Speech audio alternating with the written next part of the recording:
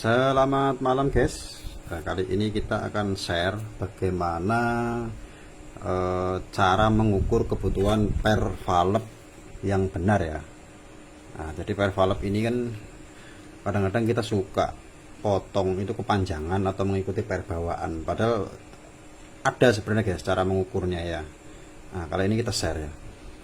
Untuk langkah-langkah awalnya kita sediakan dulu untuk alatnya Sigma Digital. Sigma Digital ya. Nah, usahakan beli Sigma Digital, nggak perlu yang mahal-mahal, yang murah pun bisa. Yang penting dia Sigma Digital ada angkanya, bisa kebaca ya. Terus kemudian pulpen. Dah, alatnya itu aja. Alatnya cuma Sigma Digital dan pulpen. Ya kalau kepaksa nggak ada Sigma Digital,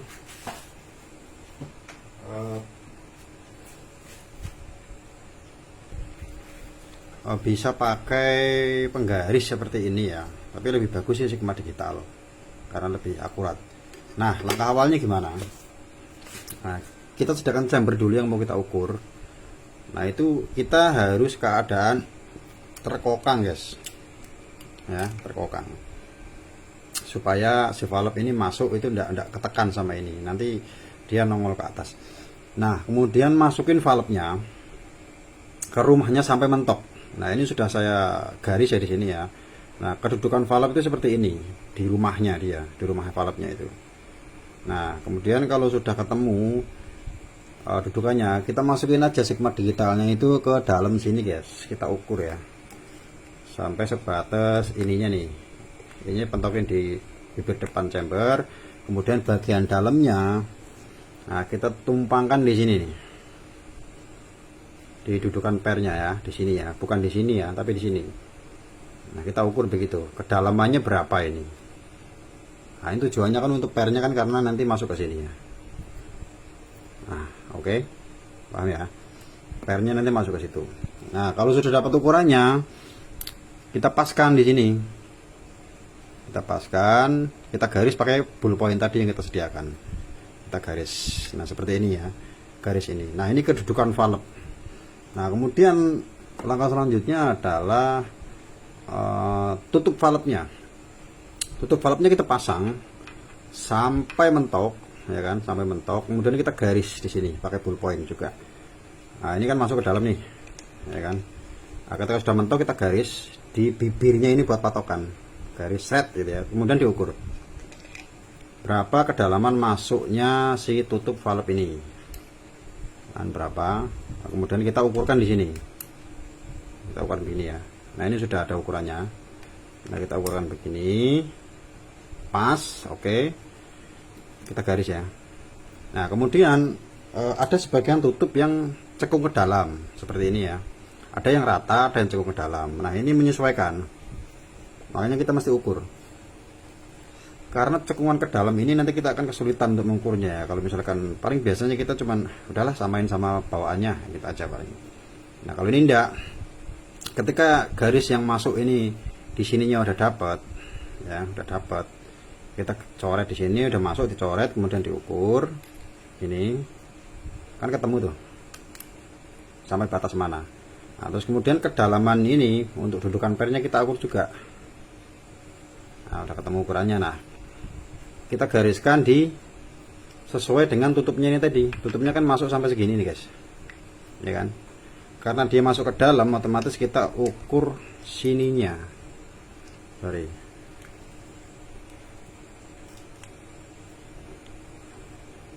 Nah, ini ketemu 10,5. Kita ukurkan di sini.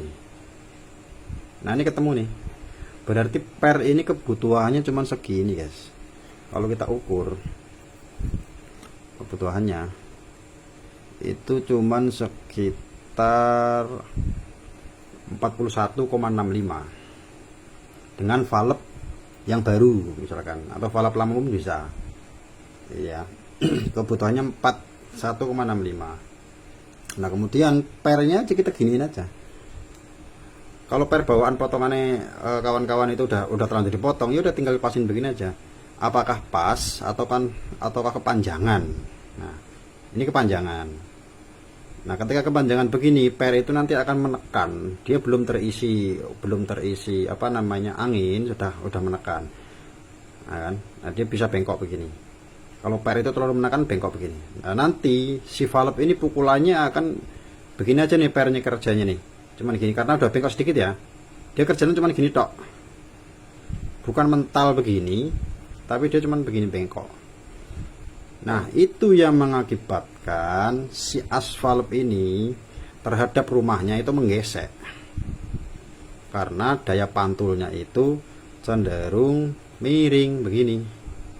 Dia mundurnya mundur miring, bukan mundur menekan pernya, seperti itu ya. Nah, kemudian kalau memang sudah ketemu, nah untuk pemotongan per juga jangan seperti ini guys. Nah, ini nggak bagus ya. Ini per ini nanti akan kedudukannya miring, si valve ini akan miring. Ini belum ada tekanan. Nanti kalau udah ada tekanan, ini kan free nih. Ini kan free, dia akan miring begini. Nah, pemotongan yang bagus itu seperti bawaan Mitsubishi rata, seperti ini ya. Nah, oke, kita potong dulu untuk per valve-nya sesuai dengan ukuran ini. Kita lebihkan panjangnya sekitar 3 mili aja, 3 mili atau 4 mili, terserah kawan-kawan. Kalau misalkan pernya per kelas keras, ini kuning udah termasuk kelas keras. Ini dikasih space 4 mili aja udah cukup, 4 atau 3 mili udah cukup. Dia menekan sedikit begini. Sorry, ngeblur ya. Dia cuma menekan sedikit. Nah, itu aja. Ketika nanti dipukul, dia akan masih mental loh guys. Mental dengan sendirinya. Nah, kemudian ini kan panjang tuh. Nah, dia akan menjaga supaya dia tetap lurus. Karena tadi potongannya kepanjangan, walaupun ini udah ada aspennya, dia akan begini di sini. Bengkok sedikit. Nah, ketika dipukul dia cuma bengkok begini dok. Ayo, nggak bagus ya. Hasilnya juga nggak bagus ya. Rumahnya yang rusak guys. Rumah si as ini. Itu kenapa kadang-kadang senapan kalian itu speednya naik turun karena kinerja ini gesek. Ini gesek. Ini kan harus jeda tutup cepat ya. Tutupnya cepat. Buka tutup cepat. Nah, dia harus lurus. Jangan sampai miring. Nah, kalau miring ya pasti. Sebenarnya kesalahan ini dari pemotongan-pemotongan yang seperti ini. Kesalahannya itu.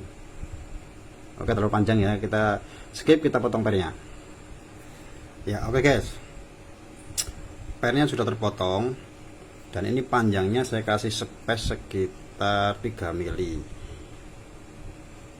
ya, jadi sudah cukup. Jadi kinerja pernya itu betul-betul maksimal.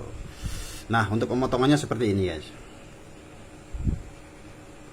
Nah, pemotongannya seperti ini, harus rapi, harus rata seperti bawaan pabriknya. Nah, gimana caranya motongnya mas? Dipotong pakai gerinda, kemudian dibakar ya guys, pakai ini, dibakar pakai gas torch. Kemudian ketika sudah merah bagian ujungnya kita tekankan di alas besi atau apa itu biar supaya lurus. Nah, ketika udah lurus coba berdiriin. Nah, dia miring kemana? Kalau miring ke sini nanti tinggal digesek pakai gerinda. Harus pakai gerinda, nggak kuat pakai tangan guys, ini baja. Oke, seperti itu sampai lurus dia bisa berdiri tegak. Nah, ini karena miring ya. Nah, tuh. Ini penampakan miring karena HP saya miring. Ini sudah tegak lurus. Nah, ini pun bawaan pabrik kelihatan miring karena HP-nya miring. Yang penting orangnya nggak miring guys. Oke, kalau udah seperti itu dibakar kemudian diratakan. Nah, jangan khawatir. Dibakar di bagian ujung ini tidak mempengaruhi kualitas per, karena per itu yang bekerja di bagian tengah sini ya. Nah, begitu. Seperti ini ya. Jadi bagian atas ini nanti untuk penampang. Jadi dia duduk di sini. Nah, yang bekerja pasti di tengah. Nah, udah tinggal pasang aja. Sudah pasti hasilnya pun akan bagus, speednya akan stabil karena pemotongannya pas. Jadi walaupun kawan-kawan pakai per sekeras apapun merah di sini ya, lawannya sini hammernya krem, itu pasti masih bisa mukul karena pemotongannya benar. Oke, seperti itu kawan-kawan ya, tips dan trik dari saya. Terima kasih, semoga bisa membantu. Selamat malam.